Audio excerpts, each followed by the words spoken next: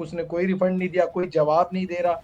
Builder हमारा तो phone भी नहीं उठाता सर। हमने मीटिंग करनी थी, हम क्या चाह रहे थे, झूठा कैंसिल कर दिया अपनी, मतलब पूरी तरह आर्बिट्रेरी वो अपने सारे कंडक्ट कर रहा है पूरी तरह से। लेकिन हमारे साथ प्रॉब्लम ये है कि कोई काम करने को तैयार नहीं। तो रेरा को तो एटलीस्ट अब तो स्ट्रिक्ट हो जाना चाहिए इन बिल्डर्स के अगेंस्ट। हक तो कहीं नहीं जाएगा जो मेरे को लगता है, बट ना वो जो हेल्प मिलनी चाहिए, जो रिसोर्सेज मिलने चाहिए बायर को, जो एक ऑर्डिनरी पीपल मतलब सारे हैं, उनको ना वो हेल्प मिल नहीं रही है। नमस्कार दोस्तों, मेरा नाम है राज के वर्मा और आप देख रहे हैं रिपोर्टर जी। अगर आपने रिपोर्टर जी चैनल को सब्सक्राइब नहीं किया तो सबसे पहले चैनल को सब्सक्राइब जरूर करें। रिपोर्टर जी लगातार रियल एस्टेट सेक्टर से जुड़े हुए उन मामलों को उठा रहा है जो हजारों लाखों लोगों के लिए परेशानी बने हुए हैं। दरअसल ये वो लोग हैं जिन्होंने अपनी गाढ़ी कमाई बिल्डर प्रोजेक्ट्स पर लगाई, लेकिन ना ही तो इन प्रोजेक्ट्स का कुछ अता पता है और ना ही इनके पैसे का। अब इनकी किस्मत में एक ही चीज है, एक जगह से दूसरी जगह ठोकर खाना। लगातार हर अथॉरिटी हर जगह पर जाकर ये गुहार लगा रहे हैं कि इन्होंने जिस विश्वास के ऊपर अपना पैसा लगाया था वो विश्वास टूट रहा है, किसी तरह से उसे संभालिए। लेकिन अभी तक कोई राहत नहीं मिल रही और इस तरह के मामले लगातार बढ़ रहे हैं। उसी में से एक है ओएसबी बिल्डर का। ओएसबी बिल्डर ने गुरुग्राम में 3 अफोर्डेबल प्रोजेक्ट तैयार किए। तैयार तो नहीं हुए, वो अभी भी अधूरे लटके हुए हैं। आप समझिए कि जो प्रधानमंत्री आवास योजना के तहत अफोर्डेबल पॉलिसी लाई गई थी, अगर उसी के अंदर गड़बड़ी होने लगे तो फिर कैसे कोई किसी पर भरोसा करेगा। ये एक मामला नहीं है, और भी कई ऐसे बिल्डर हैं जो अफोर्डेबल प्रोजेक्ट तो लेकर आए लेकिन अभी तक वो उसे पूरा नहीं कर पाए। कहीं ना कहीं कुछ ऐसी धांधली की या फिर उसे इतना डिले कर दिया है कि अब समझ नहीं आ रहा है कि इन लोगों को वो प्रोजेक्ट में जो आशियाना इन्होंने सोचा था अपने और अपने परिवार के लिए, वो मिल पाएगा या नहीं मिल पाएगा। ओएसबी बिल्डर 109, 69 और 79 में ये तीनों प्रोजेक्ट लेकर आया था। उन्हीं में से एक प्रोजेक्ट के जो खरीदार है, जिन्हें कहें कि पीड़ित खरीदार है, वो आज हमारे साथ जुड़े हुए हैं। उनसे समझेंगे कि उनकी पीड़ा किस तरह की है, कैसे उन्होंने पैसा इकट्ठा करके उस प्रोजेक्ट में लगाया था और अब कहां तक की स्थिति उनके साथ बनी हुई है। चलिए एक एक कर आप सभी का स्वागत करते हैं रिपोर्टर जी पर। हमारे साथ मिसेस विकास जैन, करण जी हमारे साथ है और कुणाल डोगरा जी है। आप सभी का बहुत बहुत स्वागत है।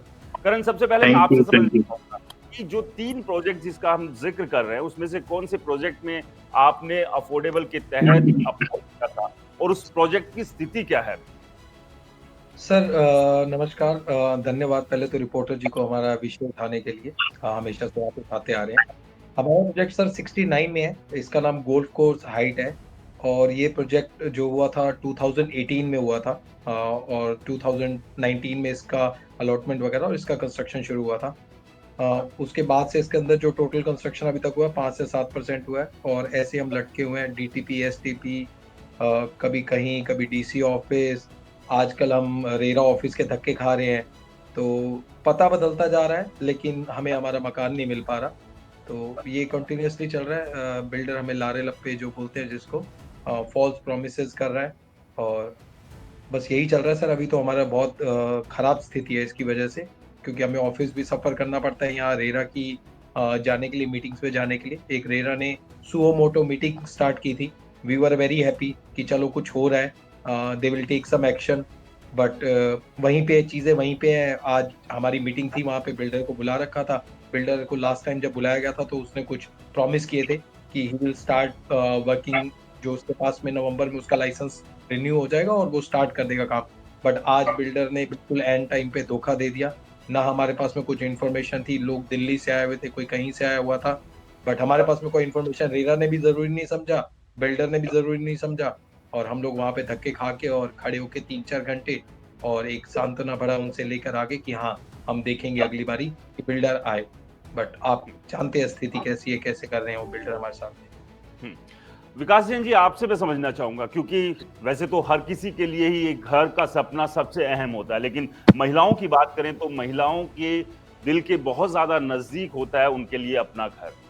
कब आपने इस प्रोजेक्ट में अप्लाई किया था और जो पैसा लगाया वो किस तरह से अरेंज किया था और अब किस तरह की स्थिति है? क्योंकि एक तरफ आपका पैसा जो जा रहा है किस्त के तौर पर वो भी जा रहा होगा और अभी तक आपको ये भी नहीं पता है कि कब आपको वो प्रोजेक्ट में फ्लैट या आपका जो घर है वो मिलेगा। सर पहले तो आपको नमस्कार। पहली बात तो मैं पेशे से मैं भी एक एडवोकेट हूँ। I am a practising lawyer in Delhi high court. साथ के साथ में इस प्रोजेक्ट में बायर हूँ। सेक्टर 69 में गोल्फ हाइट्स करके प्रोजेक्ट हुआ था।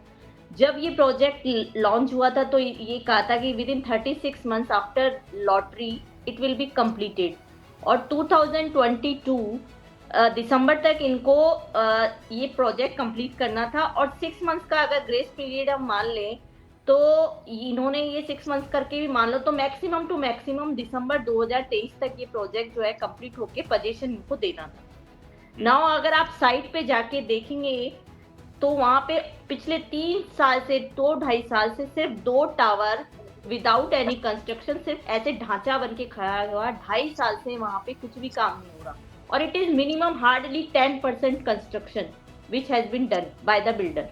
उसके आगे की कोई गारंटी नहीं है। पूरा प्रोजेक्ट विदाउट एनी कंस्ट्रक्शन पूरा बंद पड़ा हुआ है। अब बायर्स हम लोग इतने ज्यादा परेशान हो चुके हैं कि हम हर जो उसमें है हम अप्रोच कर चुके हैं, चाहे वो रेरा हो चाहे EOW सेल। बिल्डर आता है, फॉल्स प्रॉमिसेस करके चला जाता है। अभी तक उसका कोई इंटेंशन लगता नहीं है कि वो प्रोजेक्ट को लेके कोई सीरियसनेस अपने उसमें दिखा रहा है। काफी लोग रेरा में, चाहे वो सेक्टर 109 के हो, चाहे सेक्टर 69 के हो, चाहे सेक्टर 70 के हो, अप्रोच कर चुके हैं। कई को रिफंड के ऑर्डर्स भी मिल गए, बट ऑर्डर्स होने के बाद भी उसकी कोई कंप्लाई नहीं है। अब हमें तो ये डर लग रहा है कि जो गवर्नमेंट ने एक अफोर्डेबल हाउसिंग सोसाइटी करके जो एक विजन लोगों के सामने रखा, ये सब बेकार। मतलब मायना क्या है जब आपका हार्ड एंड मनी, और मेरे स्पेशली मेरे जैसे बायर जो यहाँ पे बहुत से बायर्स आपको 80% ऐसे मिलेंगे जो कि 70 to 80% पे कर चुके हैं, 70 to 80%, और कंस्ट्रक्शन 0। तो कुणाल जी मैं आपके पास लौटूंगा। कुणाल जी, थोड़ा यहाँ ये भी समझना होगा कि बिल्डर क्या कह रहा है। आखिरकार जब बिल्डर ने शुरू किया होगा तो हम ये मान लेते हैं कि उसकी मंशा ऐसी नहीं होगी कि उसने ये प्रोजेक्ट अधर में लटका रहा है। कहीं ना कुछ रीजन जरूर दे रहा होगा। क्या आप लोगों के सामने दलील रख रहा है कि क्यों डिले हो रहा है? पहले तो सर, सबसे पहले राज जी मैं आपका थैंक यू बोलना चाहता हूँ। ये पिछले 6 सालों में इस प्रोजेक्ट को लेके पहली बार किसी ने बोला है कि हाँ जी आप बताओ कि आपके मन में क्या चल रहा है। मैं पिछले 6 सालों में कम से कम 8 बार बिल्डर के ऑफिस गया हूं। मैं जम्मू में रहता हूं। मैं जम्मू से छुट्टी लेके बकायदा, ताकि सैटरडे संडे को मैं ना जाऊं वहां पे, सैटरडे संडे को कहीं ऑफिस बंद हो, मैं अपने ऑफिस से छुट्टी लेके वहां पे जाता हूं। गुड़गांव में इनके ऑफिस में जाता हूं, और 8 बार मैं इनके ऑफिस में गया हूं, जिसमें से 3 बार मैं पैसे देने गया था जब मैंने इनकी वो ली थी, बुकिंग करवाई थी, फिर इनकी इंस्टॉलमेंट दी। 30-40% पैसा मेरा भी चला गया हुआ है, ठीक है। लेकिन उसके वो तो शुक्र मनाओ कि मैंने अभी तक लोन नहीं लिया इस पे। बड़े सारे हमारे तो बायर्स ऐसे हैं जिन्होंने लोन भी लिया, वो तो इंटरेस्ट भी पे कर रहे हैं। मैंने तो अपने पापा से पैसे ले लिए, वो भी मेरे को गाली देते हैं कि भाई कहाँ पे है 6 साल की इन्वेस्टमेंट है कहाँ है। बट 6 साल की इन्वेस्टमेंट अगर आप जाके देखेंगे ना साइट पे, वो खाली मिट्टी है। अब मैं आपको बताता हूँ कि बिल्डर से क्या बात होती है। जब भी मैं गया हूँ वहां पे कोई MD है इनके, मेरे ख्याल से संजीव नाम है इनका, मुझे पक्का नहीं पता, शायद ना हो संजीव, MD है इनके। हाँ, इनके MD है संजीव। मेरे को उनका नंबर तीसरी विजिट में दे दिया गया था। 2000 कोविड से पहले की बात है ये, जब मैं गया था तब से मैं इनको कॉल कर रहा हूँ, आज तक इन्होंने मेरा फोन नहीं उठाया। जब भी मैं इनके ऑफिस जाता हूँ, एक कैबिन से दूसरे कैबिन में एक बंदा लेके जाएगा, दूसरे कैबिन में तीसरे कैबिन से एक लेडी लेके जाएगी, फिर वहां से वहां कैबिन चेंज होते रहते हैं, लेकिन आपको आंसर कोई नहीं मिलता। एक जो भी वहां पे इन्होंने एम्प्लॉयज बिठाए हैं, उनको पता नहीं, या तो डायरेक्शंस है कि इनसे बायर से बात नहीं करनी, कुछ बोलना नहीं है, कुछ जवाब नहीं देना। बस मैं वहां पे इनफैक्ट मैं लड़ाई करके भी आया हूँ, मैं वहां लड़ाई करके भी आया हूँ इनके ऑफिस में। बट वो आगे जो बंदा बैठा होता है उसकी पेशेंस लेवल भी कभी दाद देनी पड़ेगी। मुंह बंद करके चुप करके सुनता रहता है, जैसे ढीठ नहीं हो गए होते हैं, जैसे मार कोई जो होता है ना स्कूल में, एक बच्चे को मार पड़ती रहती है, रोज मार पड़ती रहती है, वो ढीठ हो जाता है। ये वैसे ढीठ हो चुके हैं। इनको गालियों का, इनको तानों का, इनको किसी की मजबूरी का, इनको किसी की हार्ड एंड मनी का जो पैसा, ये सोचती है, बिल्डर सोच रहा है कि जैसे उसने पैसा कमाया ना धांधलेबाजी से, सारे लोगों ने वैसे ही कमाया हुआ है। उसकी मेरे को लगता है कंसेप्शन ये है। बट उसको ये नहीं पता चल रहा कि कितने लोगों के साथ वो गलत किया उसने।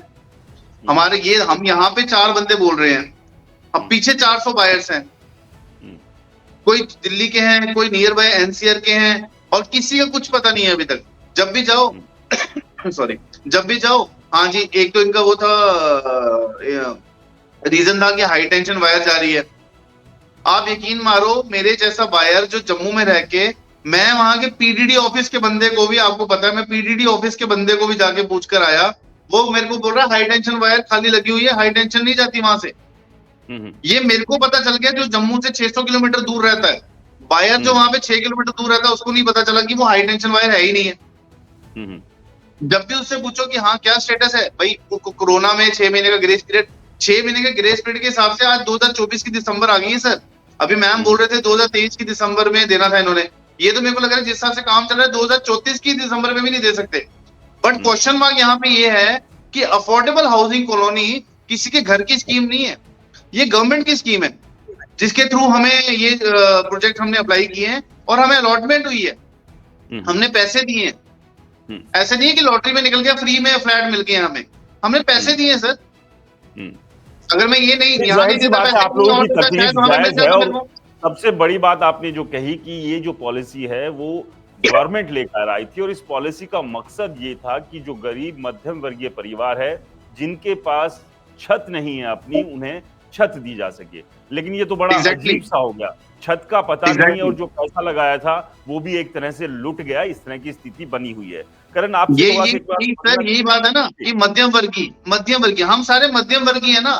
ज्यादा पैसा होता तो सोचते कि चल यार कोई बात नहीं, चला गया, कमाए, ये पैसा जेब पेट काट काट के तो कर रहे हैं ना।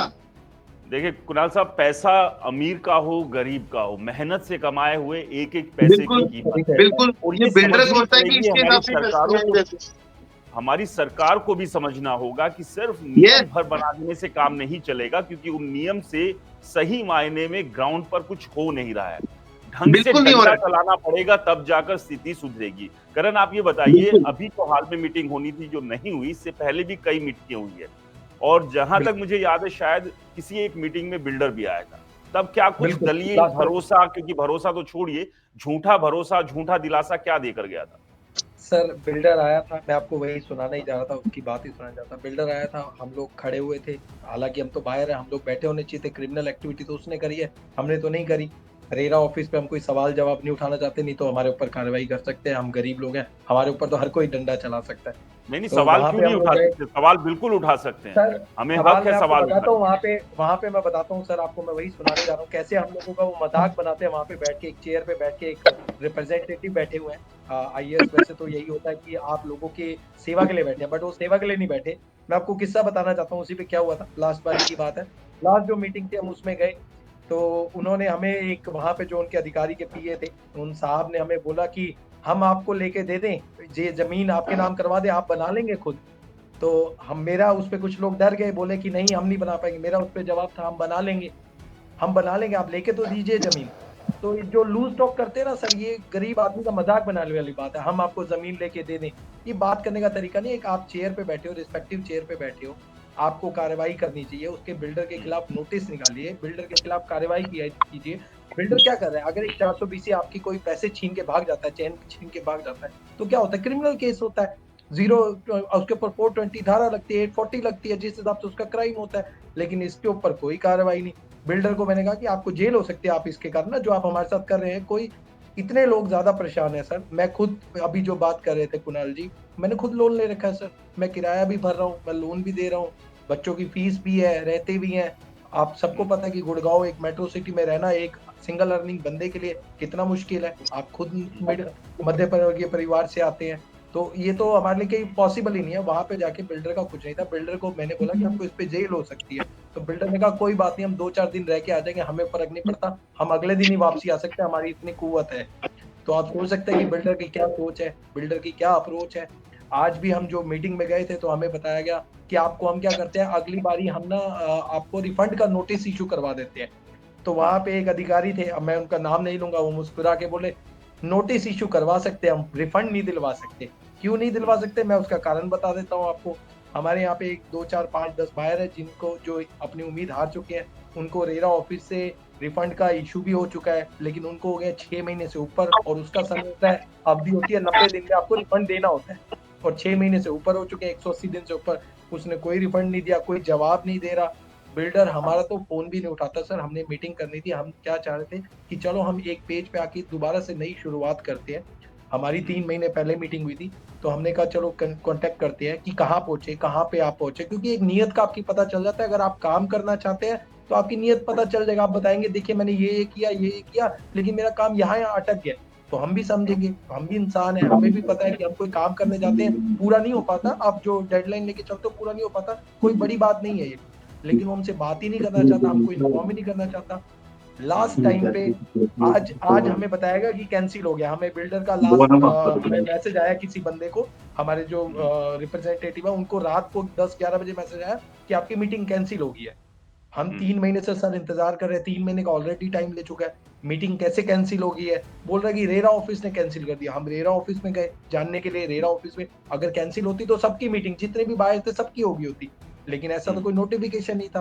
पूरी बेंच वहां पे बैठी थी। जब हमें वहां जाके पता लगा प्रमोटर तो अवेलेबल नहीं है टाउन में, और हम जब उसके ऑफिस में विजिट करा मैंने, तो पूछा हाँ जी वो है अभी यहीं पे बाहर गए हुए, आप शाम तक आ जाइए। अब या तो उनका ऑफिस गलत बोल रहा था, या फिर वो वहां पे गलत बोल रहे थे। तो झूठ, उसकी नियत में ही झूठ है सर। वो हमें फ्लैट नहीं देना चाहता। हमारी मजबूरी का अधिकारी, प्रशासन, बिल्डर सब मिलके मजाक बना रहे हैं। इतना ज्यादा मजाक बना रहे हैं, एक बिल्कुल नीचता की हद तक मजाक बना रहे हैं। तो ये सब कर रहे हैं हमारे साथ ना इस वक्त। तो बड़ी दयनीय यानी स्थिति कि है हमारे जो अभी प्रोजेक्ट पूरा होने की डेट है। जस्ट एक ही बात में मैं पूरा करूंगा अपनी लाइन कह के, हमारी जो प्रोजेक्ट की डेट है वो मार्च में पूरी होने वाली है सर। बिल्डर उसके हिसाब से अगर वो डिले करता तो 11% के हिसाब से इंटरेस्ट हमें पे करने के लिए वो है, उसको पे करना पड़ेगा हमें इंटरेस्ट बाध्य है 11%। वो बट जी। हमें तो नहीं लगता, हम्म। वो 11% हमें इंटरेस्ट पे करेगा। जब वो अपना कोई वादा ही पूरा नहीं कर रहा है तो इंटरेस्ट की तो बात छोड़िए, क्योंकि मूल का ही नहीं पता है, तो यहाँ ब्याज तो पर तो ब्याज का क्या क्या बात करेंगे? करें। हाँ, विकास जी, मैं थोड़ा एक चीज और समझना चाहता हूँ। इससे पहले भी कई दूसरे प्रोजेक्ट से रिलेटेड जो बायर थे, आप जैसे ही बायर, वो उसमें फिर हम बात करें महिरा बिल्डर की बात करें तो माहिरा। भी, हाँ, महिरा के भी 5 प्रोजेक्ट है, वहां भी यही सब स्थिति बनी हुई है। उनका भी ये कहना था कि जो प्रोजेक्ट पर जाकर उसकी स्थिति देखने के लिए भी अगर कोई पहुंचता है तो उन्हें अंदर नहीं घुसने दिया जाता है। क्या आपके साथ भी इसी तरह की स्थिति है कि जहां जिस हाँ, टावर में आप लोग उम्मीद कर रहे हैं कि भाई आज नहीं कल हो सकता है घर मिल जाएगा, हमें एक बार जाके झलक तो दिखाएं, तो वो भी देखने को मिल पाती है, या उसके ऊपर भी बैन लगाया हुआ है बिल्डर? ऐसा था जब साइट पे पहले तो हम जाते थे तो हमें बाहर से पहले शुरुआत में तो थोड़ा बहुत देखने को मिलता था। नहीं, अब जो है उसने बाहर नोटिस लगा दिए कि ये अलाउड नहीं है, ओनली सैटरडे का एक टाइम रखा है, उसमें आप जाके देख सकते हैं। वहां भी आप सिर्फ एक बाउंड्री लाइन जो बनी है वहां से आप देखते हो, अंदर आप टावर के बिल्कुल पास तक जो थोड़ा सा कंस्ट्रक्टेड है उसके पास तक जा नहीं सकते हो। तो मतलब सर्कस चलता है क्या वहां पर? वहां पे सर्कस चलता है कि ताकि एक बाउंड्री लगा दिए, आगे ना जाए, शेर हाँ जी सर, परफॉर्म कर रहा लॉक है, होगा, वहां खा पे जाएगा। गार्ड बैठा रहता है, और वहां पे कोई लेबर नहीं है, किसी तरह का कोई कंस्ट्रक्शन मटेरियल नहीं है। पहले तो हम देख लेते थे, लेकिन अब तो वहां पे बिल्कुल, और बीच में तो उसने नोटिस चिपका दी कि किसी को भी विजिटर्स को आप ऐसे अंदर अंदर नहीं आ सकते, ओनली सैटरडे का एक टाइम रखा है। और वहां पे भी आप जाओगे तो वो बस बाहर से आप थोड़ा सा बाउंड्री लाइन से आप देख सकते हो, जो कि पिछले 2.5 साल से हम ऐसे कैसे ही देख रहे हैं। मतलब कोई सरपास का आपके ऊपर केस प्रोग्रेस किया है जाएगा। नहीं। उसने लास्ट टाइम हमें इसके लिए, सॉरी आपको इंटरप्ट इसके लिए करूंगा, मैं लास्ट सर टाइम आपको हमें एक इन्फॉर्म करा अपडेट और सरपास देना का केस चाहूंगी। लगाया जाएगा। लास्ट में रेरा में जब हम लोग बिल्डर से फेस टू फेस जब हम आए थे, तो बिल्डर ने हमें एक रिटर्न में एक आश्वासन दिया था कि मैं नवंबर 2024 तक 100% अपना लाइसेंस जो है वापस मतलब कंटिन्यू करवा के, और उसने एक डेडलाइन दी कि फरवरी फ्लैश मेरा कंस्ट्रक्शन शुरू हो जाएगा। ये उन्होंने एक रिटर्न में रेरा में भी सबमिट किया और हम बायर्स को भी दिया है। बट अभी तक ये दिसंबर में भी ऑलमोस्ट 10 दिसंबर आ गया है, अभी तक उसका कोई लाइसेंस रिन्यूअल मतलब लाइसेंस कंटिन्यू नहीं हुआ। तो ये तो एक झूठी प्रॉमिस उसने रिटर्न में रेरा के सामने भी कर दी है, और हमें अभी लगता नहीं कि उसके लाइसेंस को इतना वो सीरियसली ले रहा है, क्योंकि वो हमें कुछ प्रोग्रेस नहीं। जब तो उसकी ड्यूटी बनती है कि रेरा के सामने अपडेट करे what steps he is taking, but उसका कुछ इंटेंशन है नहीं उधर। उसके अलावा वो कुछ बायर्स को उसने झूठा कैंसिल कर दिया, अपनी मतलब पूरी तरह आर्बिट्रेरी वो अपने सारे कंडक्ट कर रहा है पूरी तरह से। मतलब कोई दादागिरी उसका चल रही है। दादागिरी सर 100% चल 77 रही। इसमें जो 77 जो बायर थे, हमारे पास में लिस्ट है, हम आपसे शेयर भी कर सकते हैं। 77 बायर जो थे उसने उनको रिजेक्ट कर दिया, कैंसिल कर दिया उनको। और हमारे पास जो स्टेटस उसने लास्ट टाइम जो दिया था, हालांकि हमारे जो पॉइंट्स थे जो भी रेरा में डिस्कस होने थे वो उसको हमारे साथ पहले मीटिंग में डिस्कस करने थे, बट उसने एकदम से वो क्या करता है सर, मुद्दे को भटकाने की कोशिश करता है, कुछ नई चीज ले आता है जिसमें हमको थोड़ा से ना कानून में फंसाने की कोशिश करता है। ये तो कानून है, तो वो उसमें कुछ लोगों की 5% पेमेंट है, कुछ लोगों की 20% पेमेंट है जो नहीं पे कर पाए, क्योंकि ये था 90% लोन वाली स्कीम थी कि 90% आप लोन करवा सकते हो, तो आपको फर्स्ट 5% अलॉटमेंट के टाइम पे देना था, बाकी आप लोन। बट ये बैंक भी तो देखते हैं ना सर, ये डिलीवर कर रहा है नहीं कर रहा, तो इसको कैसे लोन दे दे। तो हमारे ही लोन पहले अटके हुए थे, तो और लोगों को कैसे लोन मिल जाएगा। वो सेकंड, ज्यादातर जो उसके अंदर बायर है सर वो सेकंड अलॉटमेंट वाले हैं, जितने भी ज्यादातर बायर है, क्योंकि सेकंड अलॉटमेंट में बैंक ने लोन देना ही बंद कर दिया था। जो भी तो सीधी नेशनलाइज सी बात बैंक है थे। कि उल्टा चोर कोतवाल को डांटे, खुद तो बिल्कुल। प्रोजेक्ट डिलीवर नहीं कर पा रहे हैं ये लोग, और दूसरों से कह रहे हैं कि नहीं भाई साहब आप में खामी है। अपनी गिरेबान में झांक कर नहीं देखेंगे कि खामियों का पूरा पिटारा लेकर घूम रहे हैं। कुणाल, आपको क्या लगता है, कुछ उम्मीद बची है? रेरा को इसीलिए लाया गया था कि जो बिल्डर है अपनी मनमानी ना कर पाए, रियल एस्टेट सेक्टर में ट्रांसपेरेंसी आए। क्या इफेक्टिव दिख रहा है रेरा? सर मैं तो पर्सनली बताऊं, मैं विश्वास की बात है तो मेरे को ना बहुत विश्वास है, जो लॉ है उस पर बड़ा विश्वास है। ठीक है, हक तो कहीं नहीं जाएगा जो मेरे को लगता है, लेकिन प्रॉब्लम ये है कि जैसे करण जी से जो बात हुई है या जो वो उनके मैसेजेस मेरे को मिलते हैं, उनके हिसाब से ना वो जो हेल्प मिलनी चाहिए ना अथॉरिटीज से, वो मिल नहीं रही है। इधर वो किसी उसमें प्रेशर में काम कर रहे हैं या बिल्डर का प्रेशर हो सकता है किसी का, बट ना वो जो हेल्प मिलनी चाहिए, जो रिसोर्सेज मिलने चाहिए बायर को, जो एक ऑर्डिनरी पीपल मतलब सारे हैं, उनको ना वो हेल्प मिल नहीं रही है। अगर आज बायर नहीं वो जो क्या बोलते हैं बिल्डर आया नहीं, तो they should have issue some notice on to that person. उसको कोई नोटिस इशू करते, कुछ मतलब कुछ पेनल्टी लगाते। रेडा के पास तो सारे ऑप्शंस है ना, रेडा के पास तो सारे ऑप्शंस अवेलेबल हैं बिल्डर्स के खिलाफ। रेडा बना क्यों है? अगर कोई बिल्डर अपना काम नहीं करता तो रेडा तो उसके ऊपर एक अथॉरिटी है ना कि हाँ भाई आप काम करो, आपने लोगों से पैसे लिए हुए हैं, आप तभी आप पैसे दे रहे हो। आपका जो जिस कंस्ट्रक्शन लिंक प्रोग्राम के हिसाब से आपने प्लान के हिसाब से पैसे लिए हैं, जैसे जैसे मेरे से पैसे मांगेंगे मैं देता रहा। कोविड तक तो मैं सारे पैसे देता रहा, लेकिन जब मैं वहां पे एक बार वो देखने गया कि हाँ भी मेरे को पता चले, क्योंकि जो मेरे को फोन पे टेलीफोनिक कन्वर्सेशन पे मेरे को जवाब नहीं मिल रहा था, मैं खुद जब मैं साइड इंस्पेक्शन करने गया तब मैंने देखा वहां तो कुछ है ही नहीं है। उसके बाद मैं ऑफिस गया, मैंने कहा मैंने आपको पैसे दिए हैं, आप पैसे लिए हुए हैं, आपने औरों से भी पैसे लिए होंगे, आपने किया क्या, काम क्या किया, बनाया क्या है, रिजल्ट क्या है? बट उसके बाद कोई जवाब ही नहीं है। वो बस कॉफी पी लो, पानी पी लो। कॉफी पीने पानी पीने थोड़ी आए हैं सर 600 किलोमीटर से हम, हमें अपने क्वेश्चंस का जवाब चाहिए। रेडा से तो मेरे को ये उम्मीद है, हालांकि मैंने बैंक से लोन नहीं लिया हुआ, लेकिन मैंने रजिस्टर्ड एग्रीमेंट पक्का कराया हुआ है। और मैं तब भी मतलब जब बायर्स को मतलब कुछ बायर से मेरी बात हुई थी, मैंने उनको भी यही बोला था कि आप registered agreement, builder buyer agreement पक्का कराना, क्योंकि ये बिल्डर बायर एग्रीमेंट अगर है हमारे हाथ में तो हाँ भाई है, हम इसके ऊपर जाके केस सूट फाइल कर सकते हैं, डिफेमेशन फाइल कर सकते हैं। बिल्डर बायर एग्रीमेंट मैंने कराया हुआ है। फिर बिल्डर बायर एग्रीमेंट लेके मैं भी इनकी ब्रांच में गया, इनके ऑफिस में गया, मैंने वहां पे भी बोला। मैं तो अभी करण जी से भी इनफैक्ट मेरी मतलब जो ऐसे तो बात नहीं हुई, मैं अभी मैं इनसे गाइड करके इनके साथ मैं इनके साथ बात करके इनसे मैं चाहूंगा कि मैं भी जाऊं रेडा के ऑफिस में। मैं एक दिन जा नहीं पाया, मैं भी जाऊं वहां पे, बट मैं ऑनलाइन देखते रहता हूँ सारे, मेरे को प्रोसेसेस मैं देखते रहता हूँ, एनसीडीएल हो गया या रेडा में कंप्लेंट होगी या कंज्यूमर कोर्ट में कंप्लेंट होगी। बट फिर भी हम सारे बायर्स के जो बंदे हैं जितने, हम यही आशा करते हैं कि हाँ बिल्डर इन सब चीजों से जाने से अच्छा कि हमारा पैसा दिए हमने जिस काम के लिए वो काम हो जाए। अच्छा विकास जी, एक चीज बताइए, अगर यहाँ पर बिल्डर ये ऑफर करता है कि मैं प्रोजेक्ट तो अभी डिलीवर नहीं कर पा रहा हूँ, समय लगेगा, आपका जो बनता है वो आप रिफंड ले लीजिए, उस स्थिति में क्या करेंगे आप?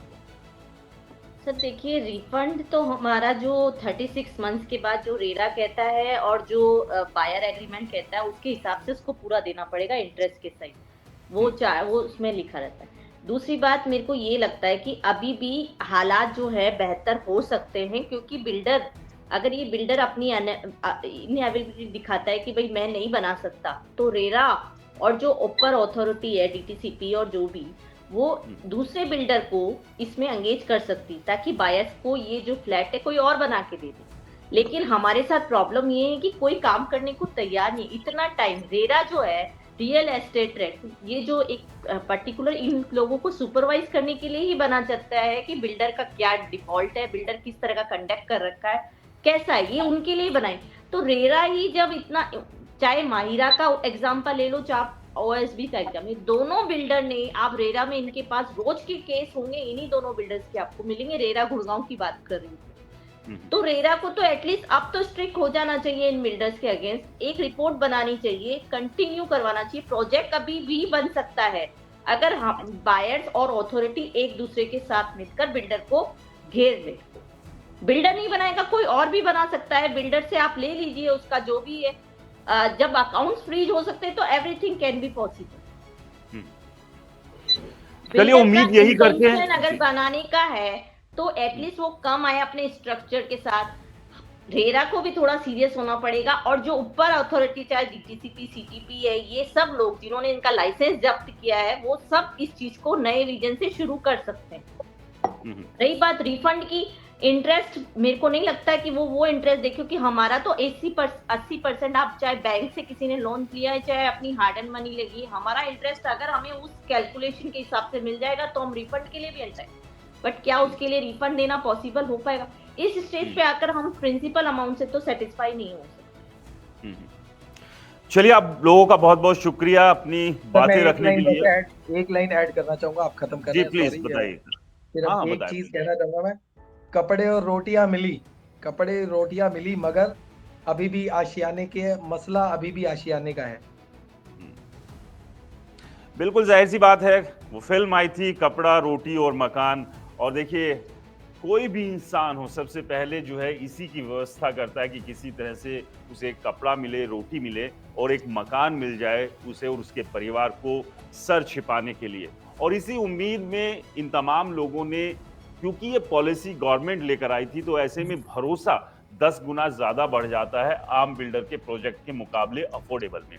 लेकिन अगर अफोर्डेबल जैसे प्रोजेक्ट ही अटक जाएंगे और इस कदर अटक जाएंगे कि पता ही नहीं लगेगा कि आखिरकार कब जाकर ये पूरे होंगे, और फिर वो कानूनी पेचीदगियों में ऐसे उलझेंगे, तो आप समझिए कि कितनी ज्यादा मार इन लोगों के ऊपर पड़ रही है। एक तो एक भरोसा टूटा, पैसा जो फंसा वो फंसा ही, इसके अलावा ब्याज बैंक का चुका रहे हैं वो अलग से, जो लोग किराए पे रह रहे हैं किराया दे रहे हैं, कानूनी पेचीदगियों के चक्कर में वकील को फीस देनी पड़ रही है, और काम धंधा छोड़कर हरेरा के चक्कर काटने पड़ रहे हैं। तो आप समझिए एक सहूलियत के लिए जो घर ये चाह रहे थे वो घर तो मिला नहीं, लेकिन उसके बदले में आधा दर्जन से ज्यादा असहूलियत, असुविधा, परेशानी, कष्ट, मुश्किलें जो है इन लोगों को मिल गई है।